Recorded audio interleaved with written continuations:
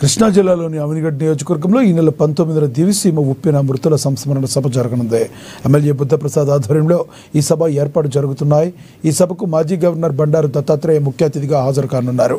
ఉప్పెన సమయంలో సహాయక చర్యలో భాగస్వాములైన వారు కూడా ఈ సభకు తరలిరానున్నారు.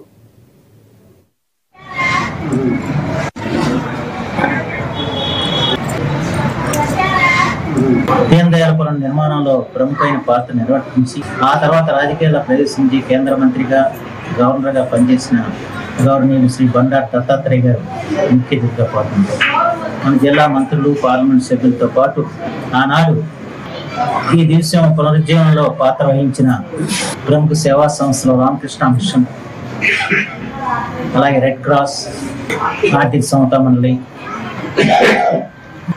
మన లయన్స్ క్లబ్, ఇంకా అనేక సంస్థలు వారు అయితే చాలా మంది వాళ్ళ ఆ రోజున పనిచేసిన వాళ్ళు మన మధ్య లేరు.